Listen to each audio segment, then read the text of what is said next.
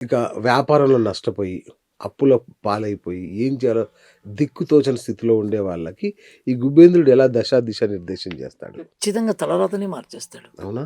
తలరాతనే మార్చేస్తాడు.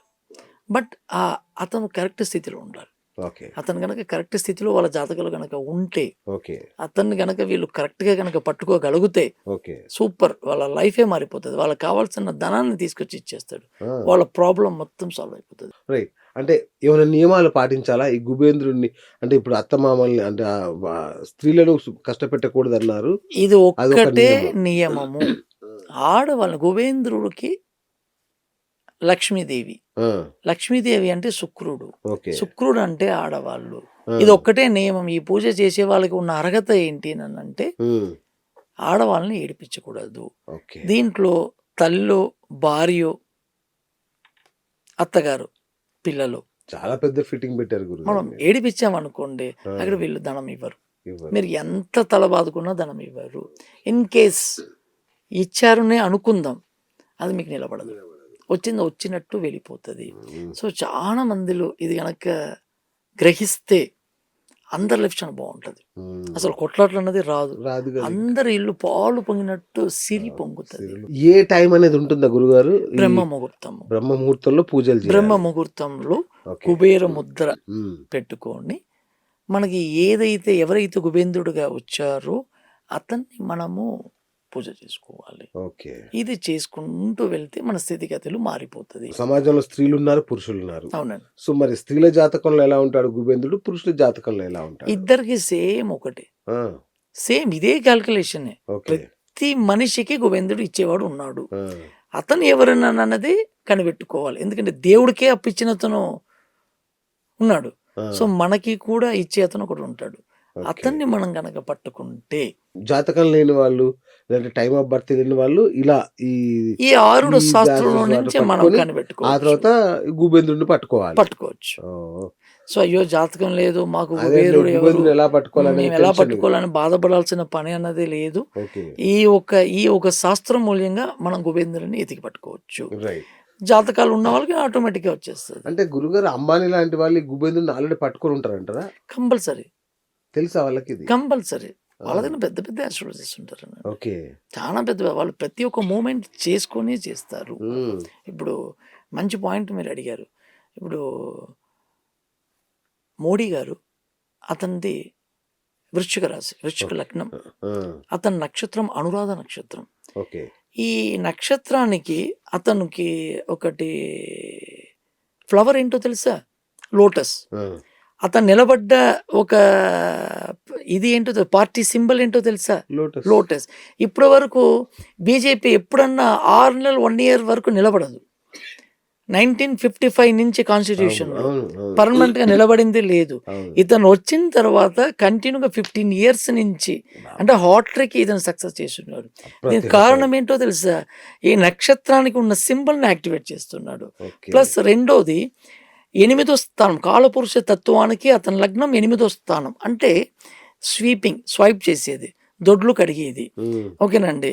మొత్తం క్లీన్ చేయటం. కాలపురుష తత్వానికి వృక్షకం అన్నది క్లీన్ చేయటము. ఓకే. ఇన్సూరెన్సు. ఇది చూడండి అతను ఎలా సక్సెస్ అయ్యున్నాడో చూడండి. స్వచ్ఛ భారత్ అని ఒక స్కీమ్ పెట్టాడు. హ్మ్. చాలా బాగా సక్సెస్ అయింది. అంటే అవును. ప్రతి వాళ్ళు వాళ్ళ ఆఫీస్‌ని వాళ్ళ చోటని క్లీన్ అసలు చేసుకోండి. రోడ్డు మీద వెళ్తూ భయమేస్తది. మనకొక పేపర్ ఎయ్యాలంటే మనిషి అతను జేబులోనే స్వచ్ఛ పెట్టుకుంటాం. భారత్ అని మొత్తం క్లీన్ చేసుకుంటూ వచ్చాడు. అవును. అంటే ఇక్కడ లగ్నం వృశ్చిక లగ్నం యాక్టివేట్ అయింది. ఓకే. రెండోది గంగా నదిలు అన్ని నదిని క్లీన్ చేసుకుంటూ వస్తున్నాడు. ఆ! సో, ఇక్కడ లగ్నం యాక్టివేట్ అయింది. మూడోది 8దో ఒక ఇది అన్నది ఇన్సూరెన్స్. ఓకే. ఇతను మన భారతదేశ ప్రజలకు అందరికి ఒక ఇన్సూరెన్స్ స్కీమ్ ఇచ్చాడు. మీకు తెలుసా? హ్మ్. హెల్త్ ఇన్సూరెన్స్ స్కీమ్ ఇచ్చాడు ఫ్రీగా. అవునా? 2 తెలీదు. లక్షల వరకు అచ్చచ్చ! వాడుకోవచ్చు. సెంట్రల్ గవర్నమెంటే మీరందరూ నమోదు చేసుకోండి అని చెప్పి మనకి ఒక health insurance scheme central government ఇచ్చింది. ఓకే. మన మోడీ గారు ఇచ్చారు. ఎందుకు ఇచ్చారు హెల్త్ ఇన్సూరెన్సు? ఈ 8దో ఒక లగ్నాన్ని వృశ్చిక లగ్నాన్ని యాక్టివేట్ చేశారు. ఓకే. అందుకే అతను సక్సెస్. అతను ఆ ఒక్క నక్షత్రం ఒక సింబల్ అయిన ఫ్లవర్‌ని అనురాధ నక్షత్రము ఎక్కడ ఉన్నది? మనకి గురువాయూర్లో ఉంది. ఆ గురువాయూర్లో అతను వెయిట్ టు వెయిట్ తులాభారంలో కూర్చొని అంత వెయిట్ ఫ్లవర్‌ని స్వామివారికి పూజలకి ఇచ్చారు. బా! సో, అతని నక్షత్రాన్ని ఈ రకంగా యాక్టివేట్ చేసుకుంటున్నాడు. సో, అబ్బబ్బబ్బా! పెద్దవాళ్ళు అందరూ సక్సెస్ అయ్యారనంటే బట్ వాళ్ళు గుబేరుడిని బయట చెప్పరు. చెప్పరు. యెస్. యెస్. సో, వీళ్ళు ఈ రకంగా యాక్టివేట్ చేసుకుంటూ ఎళ్ళిపోతూ ఉంటారు. రైట్ గురుగారు. ఇప్పుడు స్టాక్ మార్కెట్ హ్మ్. చాలా మంది కోట్లల్లో నష్టపోతుంటారు. ఈ మంత్రం అంటే ఈ గుబేంద్రుడిని పట్టుకుంటే రికవరీ అవ్వచ్చా? కుబేంద్రుడిని పట్టుకుంటే రికవరీ అవ్వదు. మనం చేసే పనిలలో హ్మ్. డెవలప్‌మెంట్ ఇచ్చి మనకు రప్పిస్తది. ఓకే. మనం పని పాట చేయకుండా కుబేంద్రుని మంత్రాన్ని జపిస్తూ ఉంటే డబ్బులు రాదు. ఆ! మీది ఏదైతే మీరు బిజినెస్ చేస్తున్నారో, ఆ బిజినెస్‌ను మీరు కరెక్ట్‌గా మీరు చేసుకొని వెళ్తూ ఉంటే మీకు అది సక్సెస్ ఇచ్చేస్తది. ఓకే. ఒకటికి 10 రెట్లు, 10 రెట్లు 100 రెట్లు, 100 రెట్లు 1000 రెట్లు బా! ఇచ్చేస్తూ ఉంటుంది. ఓకే. దాన్ని మీరు చేసుకుంటూ వెళ్ళిపోతూ ఉండాలి. But okay. దానికి రూల్స్ ఉన్నాయి. అచ్చచ్చా! ఆ రూల్స్ ప్రకారం వెళ్తేనే మీకు సక్సెస్ అవుతది. ఓకే. ఆ రూల్స్ మీరు బ్రేక్ చేస్తే అతను మిమ్మల్ని బ్రేక్ చేస్తాడు. చాలా మందికి ఆస్తి కలిసొస్తుంటది కొందరికి. లేదా లాటరీలో డబ్బులొస్తుంటాయి. ఇలా రావాలన్నా గూడా ఈ గుబేంద్రుని యోగం ఉండాల్సిందేనా? యోగం గుబేంద్రుడిని ఉండాల్సిందే. పట్టుకోవాల్సిందేనా? ఖచ్చితంగా ఈ యోగం ఉంటేనే. ఆ! ఈ యోగం ఉంటేనే అసలు ధనాన్ని ఇచ్చేవాడు ఈ కుబేంద్రుడు. ఈ యోగం ఉంటేనే ఆటోమేటిక్‌గా మనకు అన్నీ సక్సెస్ అయిపోతూ ఉంటుంది. ఓకే. కొన్ని మందిలు తెలిసి చేసుకుంటారు. హ్మ్. తెలియనోళ్ళు ఆ యోగం ఉన్నా కూడా అది తెలవదు. ఓకే. తెలియదు.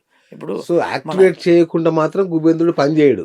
ఎలా పని చేస్తాడు? ఫర్ ఎగ్జాంపుల్ మీ ముందర టేబుల్ ముందర నేను ఒక మంచి పలావ్ బిర్యానీ పెట్టాను. ఒక చికెన్ బిర్యానీ పెట్టాను. తినకపోతే అది ఎలా మీరు యాక్టివేట్? తినకపోతే ఎలా మీ కడుపు లోపలికి వెళ్తది? అవును. తీసుకొనొచ్చి పెట్టే బాధ్యత నేను పెట్టాను. అవును. బట్ మీరు తీసుకొని నోట్లో పెట్టుకుంటేనే అది మీకు ఆహారంగా వెళ్తుంది. సూపర్. సో, ఆ! అదేలాగా మనం దాన్ని యాక్టివేట్ మనం చేసుకుంటేనే అది యాక్టివేట్ అవుతది. ఓకే. లేదనంటే ఆ యోగం పనిచేయదు. రైట్. ఇప్పుడు గుబేంద్రుని దయ వల్ల మీరు కోట్లు సంపాదించారనుకుందాం. సంపాదించారు. సో, వాటిని ఇప్పుడేంటి ఖర్చు చేస్తారా? దాచుకుంటారా? లేదండి. నాకు ఒక ఆశ. ఏంటినంటే నా కరుణానాథుడి గుడి కట్టాలి. హ్మ్. ఓహ్! వరాహి టెంపుల్ కట్టాలి. హ్మ్. సో, నా స్థలము దాదాపు రూ. 1,00,00,000 విలువైన స్థలాన్నే ఆవిడకి దాంట్లో గుడి ఆ! కడుతున్నాను. సో, ఆ గుడిలో చేసే పూజలకి, అక్కడికొచ్చి పూజ చేసే వాళ్ళకి కష్టం అనేదే ఉండకూడదు, రాకూడదు. ఎటువంటి ప్రాబ్లమ్ అయినా సాల్వ్ అయిపోవాలి.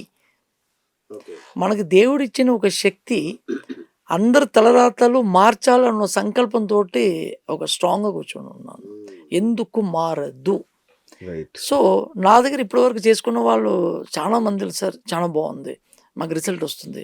నాకు ఇలా జరిగింది అని వాళ్ళు నాతో షేర్ చేసుకునేటప్పుడు నాకు ఇంకా బాగా సో, ఇన్ని మందిలకి మారేటప్పుడు ఇంకా అందరికి మార్చొచ్చు అవును. అవును. అని ఒక సంకల్పం పెట్టుకొని గుడి పనులు స్టార్ట్ చేసుకుంటున్నాం. ఓకే. హ్మ్. సో, ఆ డబ్బంతా గుడి కోసం ఖర్చు మనం గుడి చేస్తారు. గురించి మనం ఖర్చు పెడుతున్నాం. ఓకే. ఓకే. అందుకే ధైర్యంగా ఉన్నారు. ఏం టెన్షన్ లేకుండా. మనకి టెన్షన్ ఎందుకు?